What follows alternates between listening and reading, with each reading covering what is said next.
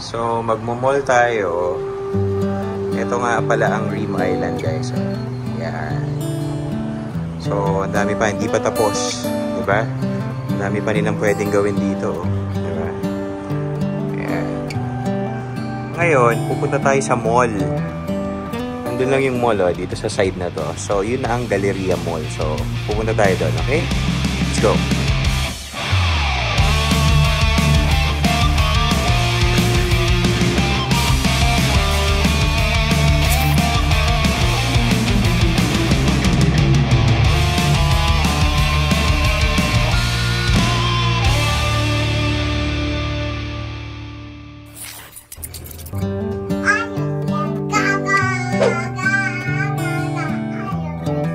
Hopi, are you excited, Hopi?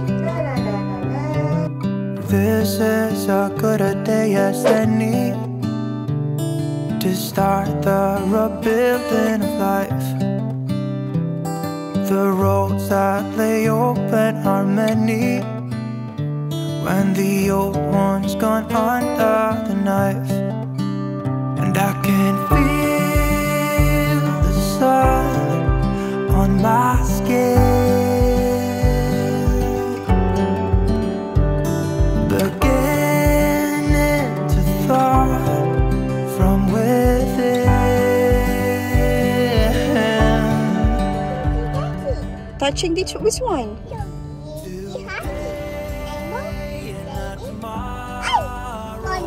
What happened? Time borrow today is a good day to live. This morning has a clear light as any to see the horizon in the far.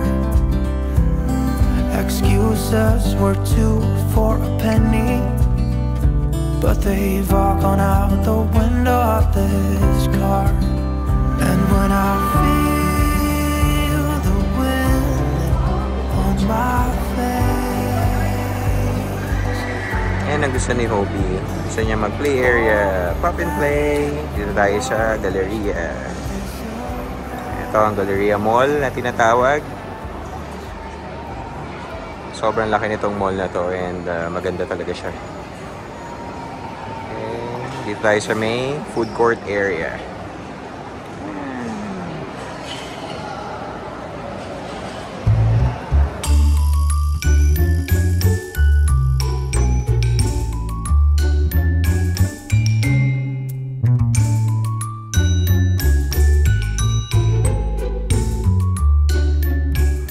Habang naglalaro si Ho, pag-usapan natin yung 5 things kung bakit gusto ng mga OFW dito sa UAE.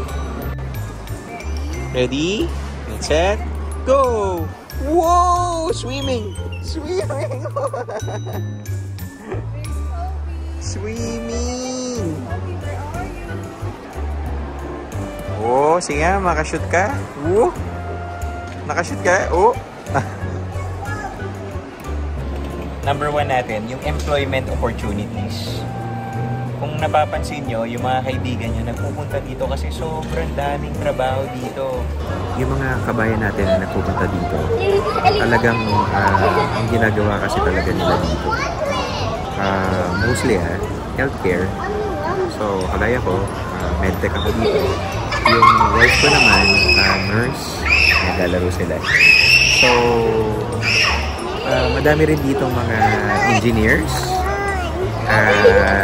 Madami rin mga domestic workers. So, mostly mga civil engineers kasi more of construction talaga sa UAE.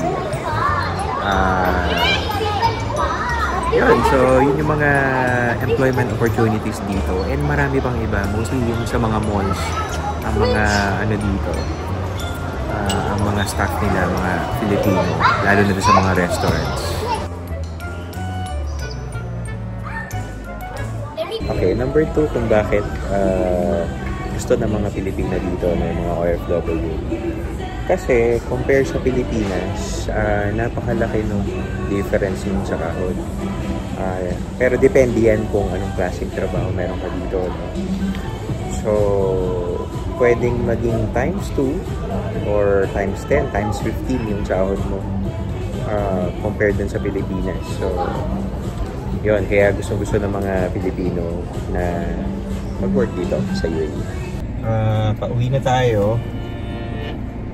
Siguro yung number 3 natin is yung work benefits. Kaya gusto ng mga Pilipino sa UAE. Kung may mga kakilala kayo, meron din mga OFW talaga na fortunate na meron silang maayos na work benefits. Example na lang ng work benefits, yung insurance, yung mga allowances na binibigay ng mga employer natin. Meron din mga housing allowance na tinatawag. And meron ding mga annual leaves pa, di ba? So, meron kang 1 month na bakasyon. Pwede kang makauwi ng Pilipinas, or kung gusto mo magbakasyon sa ibang lugar, makapagbakasyon ka. So, yun yung kinaganda. Kaya gusto ng mga Pilipino rin talaga dito dahil doon sa number 3 natin, work benefits. Additional din sa insurance na sinasabi ko kanina. Kasi iba talaga mga insurance, napakaganda. Ang taas ng mga binibigay ng discounts, talagang yung mga medical bills mo, talagang i-cover talaga nung insurance. Kaya mas tuwa yung mga mga OFW. Naalala ko si Glyza nung nanganak siya, na-cover talaga ng insurance yung bill namin dun sa panganganak niya. So, diba, ang laking bagay kung isa ka sa OFW tapos wala kang babayaran. Imagine, diba, kung ma-hospital ka, pero may tinatawag na co-payment ka. So, bawa, punta ka ng pharmacy, pa-check up ka, may mga co-payment na 50 dirhams, 30 dirhams, mga ganun. Isa pa dun sa additional na yon, meron ding tinatawag na educational allowance. So, yun. So, napaka-fortunate ng mga empleyado na meron mga educational allowance. So, nakakaroon ng allowance yung mga bata. So, imagine mo, di ba, mapag-aaral mo yung mga bata na ang nagbabayad yung employer mo. So, yun lang, nakakatawa pag meron ka mga ganong allowances.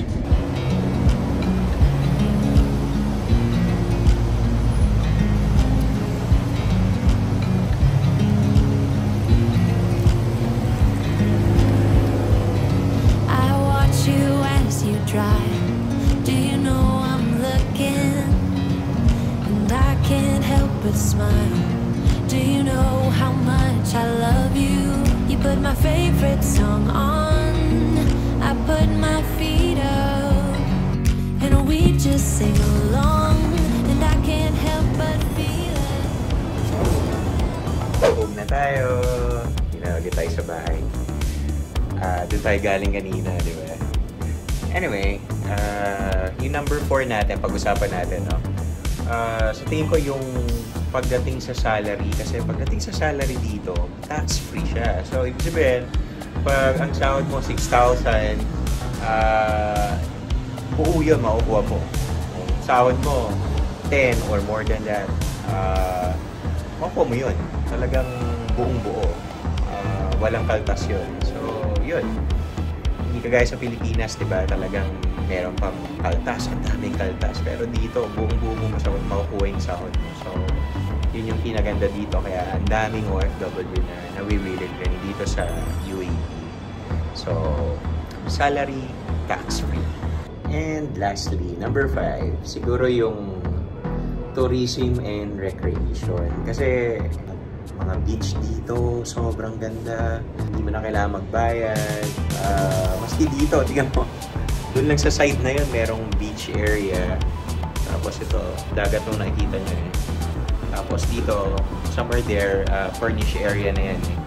dun banda sa may likod niyan. So, yun. Lakad ka lang doon. Kaya mag-bus ka. Pagdating mo doon, yun na. Ligo ka na sa beach. Hindi lang dito sa, hindi lang dito sa Abu Dhabi, kundi sa Dubai at marami pang Emirates na sobrang ganda. Yan, kung alam niyo yung Ras Al Khaimah, kung narinig niyo na Fujairah, Al Quwain, Sharjah, at marami pang iba. So, yun. Tourism and recreation. Yan, kung nakita niyo na yung Dubai Mall, at madami pang mga malls dito. Sobrang, yun yata ang paborito nilang gawin dito, mga malls. Kaya yun, galing tayo dyan kanina. So, yun. So, nakalima tayo, ha. So, yun. Maraming salamat. Next time ulit.